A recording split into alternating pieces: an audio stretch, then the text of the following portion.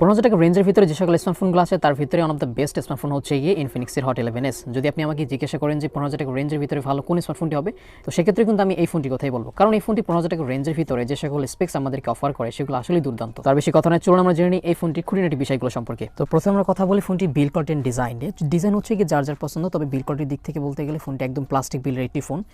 একটু chip quality feel হতে পারে আপনার, তবে আমরা এর বিল্ড কোয়ালিটির দিকে বেশি ফোকাস করিনি, আমরা বেশি ফোকাস করেছি হার্ডওয়্যার সেকশনের দিকে। তো এবার আমরা ফোনটির ডিসপ্লে সেকশনের দিকে। ফোনটিতে থাকছে 6.78 inch full HD plus LCD IPS display, যার স্ক্রিন টু বডি রেশিও হচ্ছে গিয়ে 3.5%। আর এর পিপিআই ডেন্সিটি বেশ ভালো রয়েছে 399। এছাড়া এই ডিসপ্লেতে থাকছে 90 হার্জের রিফ্রেশ রেট এবং এর টাচ স্যাম্পলিং রেট হচ্ছে কি 180 হার্জ। ওভারঅল সকল দিক বিবেচনায় মনে হয় 15,000 টাকা রেঞ্জের ভিতরে এটা আসলে one of the best display. আর ফোনটির রেয়ার থাকছে ট্রিপল ক্যামেরা সেটআপ, যার প্রাইমারি লেন্স হচ্ছে 50 মেগাপিক্সেল এবং এর অ্যাপারচার ফিল্ড হচ্ছে গিয়ে 1.6। এছাড়া আরও দুটি লেন্স থাকছে ম্যাক্রো এবং ডেপথ সেন্সর। আর এর যে মেইন ক্যামেরা 50 মেগাপিক্সেল, সেটার তোলা ছবিগুলো আমার কাছে মোটামুটি ডিসেন্ট মনে হয়েছে, যদিও ছবিগুলো অতটা ন্যাচারাল না, কালারটি একটু বুস্ট করে, তবে ছবির কোয়ালিটি এই বাজেটের অন্যান্য যে সকল ফোনগুলো আছে সেগুলোর থেকে তুলনামূলক ভালোই বলা যায়।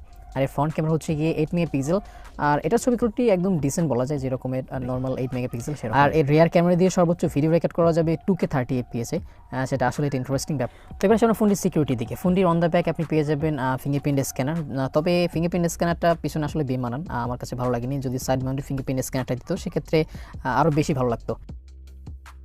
আর এই ফিঙ্গারপ্রিন্ট স্ক্যানের আনলক স্পিড তুলনামূলক সন্তোষজনক।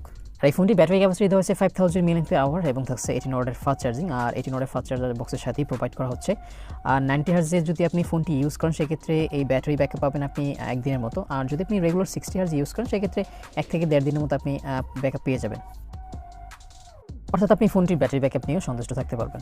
তো এবার আমরা ফোনটির পারফরমেন্সের দিকে। ফোনটিতে প্রসেসর ইউজ করা হচ্ছে মিডিয়াটেক হেলিও G88, যেটা 12 ন্যানোমিটার বেস জিটি প্রসেসর, আর এর দুটি করে হচ্ছে 2.0 গিগাহার্জের কর্টেক্স A75 এবং বাকি ছয়টি হচ্ছে 1.8 গিগাহার্জের কর্টেক্স A55 এবং এর জিপি হচ্ছে গিয়ে মালি G52 MC2। এই ফোনটিতে অপারেটিং সিস্টেম থাকছে Android 11, যার ব্যাকএন্ডে থাকছে XOS 7.6। ইনফিনিক্সের ইউআই আগের থেকে কিন্তু অনেক ইমপ্রুভড, তবে এখনও কিছু ব্লোটওয়্যার দেখা যায়, তবে আপনি চাইলে সেগুলো কিন্তু ডিলিট করতে পারবেন। আর একটা যে বিষয় সেটা হচ্ছে গিয়ে ফোনটিতে মাঝে মাঝে কিছু অ্যাড চলে আসে হুটহাট করে, তবে সেটা একদম মারাত্মক পর্যায়ের না, আপনি চাইলে সেগুলো বন্ধ করতে পারবেন। তো এবার আমরা ফোনটির প্রসেসর নিয়ে কথা বলি। এই ফোনটির প্রসেসর মোটামুটি বেশ ভালো একটি প্রসেসর, হেলিও G88, আর এর আন্তত স্কোর ছিল 2 লাখের উপরে। তো এবার আমরা একটু গেমিং পারফরমেন্স নিয়ে কথা বলি। ফোনটিতে আপনি মোটামুটি ভালো লেভেলের গেমিং করতে পারবেন, তবে হেভি যে গেমগুলো আছে যেমন অ্যাসফল্ট 9 বা অন্য যে সকল হেভি গেমগুলো আছে সেগুলোর ক্ষেত্রে কিছুটা ল্যাকিংস থাকতে পারে, তবে আমি মনে করি সেটা হয়তো বা অপটিমাইজেশনের অভাব, হয়তো পরবর্তী আপডেটের ফলে কিছুটা ঠিক হতে পারে। তো এতক্ষণ তো বললাম আমরা ফোনটির ভালো দিকগুলো নিয়ে, তো এবার মন্দ দিক নিয়ে একটু আলোচনা করি। ফোনটির যে সকল বিষয়গুলো আমার ভালো লাগেনি, প্রথমে ভালো লাগেনি হচ্ছে গিয়ে ডিজাইন, এই ডিজাইনটা আমার কাছে ভালো লাগেনি। বিল্ড কোয়ালিটির দিক থেকেও মোটামুটি। আর একটা যে বিষয় সেটা হচ্ছে গিয়ে ফোনটির ক্যামেরা সেকশনে আলট্রা ওয়াইড লেন্সটা দরকার ছিল, ম্যাক্রোর পরিবর্তে যদি আলট্রা ওয়াইড লেন্স দিত 8 মেগাপিক্সেল, তবে সেটা কাজে লাগতো। আর আরেকটা যে বিষয় আমার কাছে ভালো লাগেনি সেটা হচ্ছে কি ফিঙ্গারপ্রিন্ট স্ক্যানারটি রেয়ার না দিয়ে সাইড মাউন্টে ফিঙ্গারপ্রিন্ট স্ক্যানার দিলে ভালো হতো।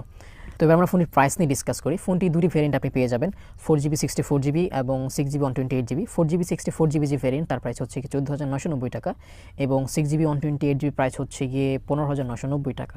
তো প্রাইস রেঞ্জ অনুযায়ী আমার কাছে মনে হয় ইনফিনিক্স হট 11s ওভারঅল সকল দিক থেকে বেশ ভালো একটি ফোন হতে পারে বা ভালো একটি ডিল হতে পারে আপনার জন্য। তো এই ছিল আমাদের আজকে ভিডিও হট 11s নিয়ে। আর এই ফোনটি সম্পর্কে আপনারা যদি কোনো রকম কোনো কোয়েশ্চেন থেকে সেটা অবশ্যই কমেন্ট সেকশনে জানাতে ভুলবেন না।